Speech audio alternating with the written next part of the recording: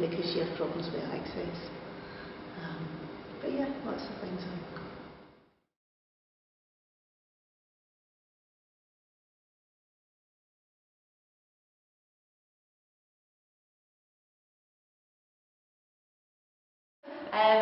So my name is Claire Forsyth. I studied at GSA from 1997 to 2001, and specialising in printmaking. At that time it was still a sort of separate department. I chose printmaking after a foundation course that I did at the School of Art. That was the bit that I enjoyed doing the most. So to be honest, I didn't really know a great deal about it, so it was a bit of a gamble, but I ended up kind of falling in love with it. Printmaking ended up being a big part of my life, despite not knowing much about it when I first started studying it. I've ended up studying here and at the art school, and I then carried on making my own work after I graduated.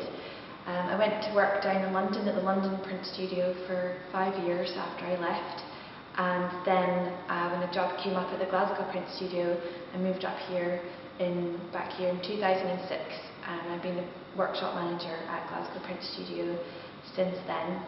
When I was at art school, my work became quite political in a way. I was quite young, I was 17 when I started at GSA, and I found printmaking quite challenging because I'm quite a messy person and quite wild in some ways, and I find having to work in a very organised and neat manner quite challenging, I guess, but also it's a good discipline.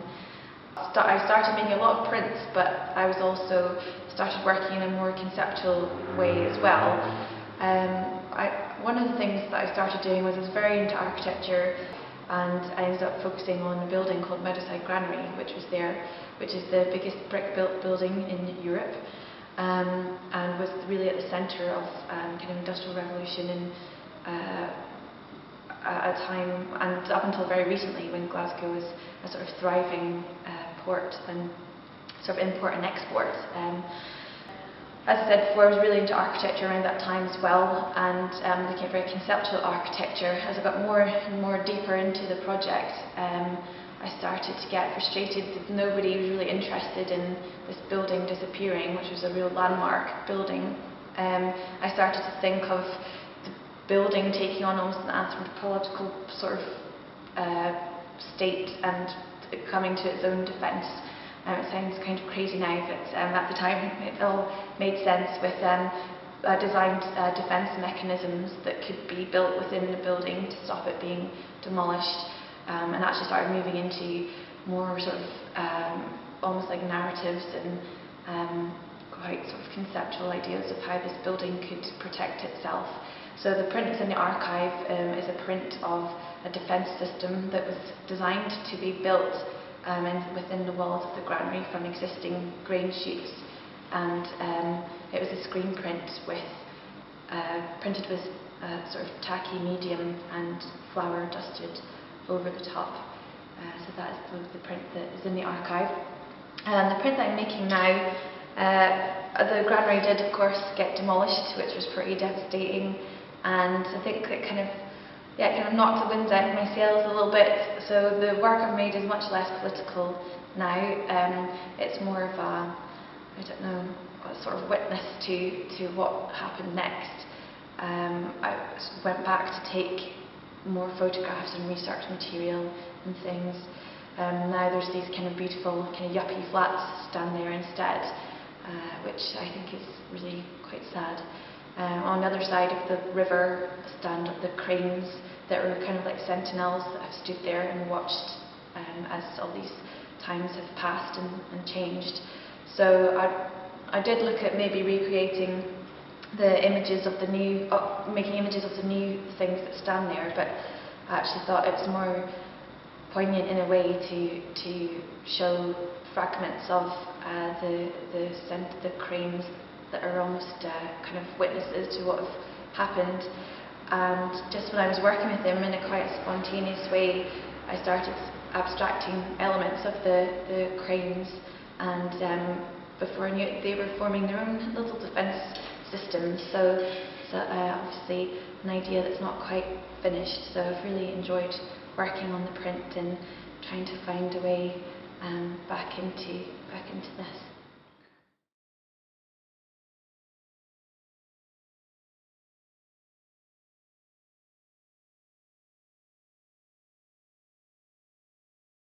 I was at Glasgow School of Art from 2001 to 2005, and I feel like I got under the wire because I was in the last fully printmaking department before it merged with painting and printmaking.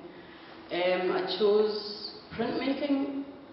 Well, I didn't choose printmaking in a way it chose me. I was accepted to GSA into painting, or rather I applied to GSA through painting and got into printmaking, but it became very clear very quickly that printmaking was the best discipline for me to take.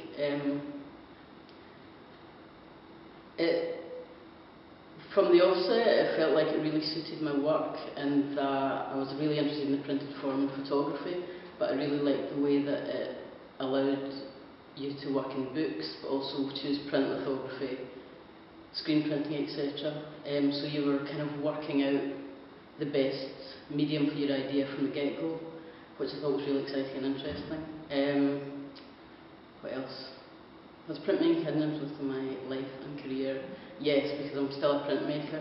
I graduated from GSA in 2005, and then 2006 I went to the School of the Art Institute of Chicago for 2 years doing an MFA, and I got a full merit scholarship to do that.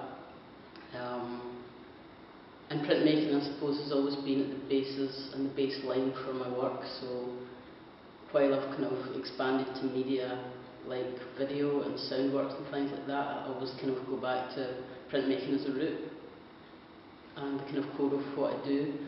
And I think also that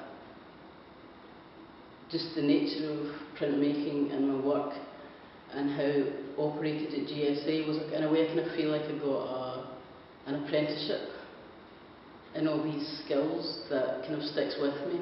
So I've always got a default that I can go back to if I'm not sure how to explore what it is I want to do. And at the moment I'm in the latter stages of a practice-led PhD on art and landscape and conceptions of landscape, and how art making can inform ways in which we articulate the complexities of land. And the PhD is kind of a mixture of, it's multidisciplinary, it's a mixture of art and ethnography and fieldwork, so it's incorporating geography, anthropology, ecology and lots of other disciplines, but how I'm making the work is very much rooted in printmaking in terms of it's mainly bookworks and etchings. And so there's just a continuity in terms of what I've done right through to where I am now. And what's interesting about going back to look at the work in the archive, Aoife showed me 3 separate prints. One's an etching called Zugenru, which is about the migratory impulse of birds. The second one was just a screen print of geese on glass, and the third one was a series of globes I've made. And what I've done for this print is to go back, but using another medium of print, which is lithography, and kind of rework these prints. My PhD is very much focused on place, but very specific places in the Highlands, in the forests of the Highlands. So what's been interesting about this PhD is to go back to more panoptic perspective on place, location and movement and migration, and using the kind of globe image again, but reworking it in terms of maps, which is what I'm still interested in, and the kind of the line making and the squiggles, or this almost the scores on the lithograph, or the scores of geese migration, bright geese migration. And so that way of the different languages, I suppose, of map making, how different people read things and can read things in different ways, is kind of an integral part of my work. So that's kind of why, hopefully that kind of makes sense about what I've done before and where I've got to now.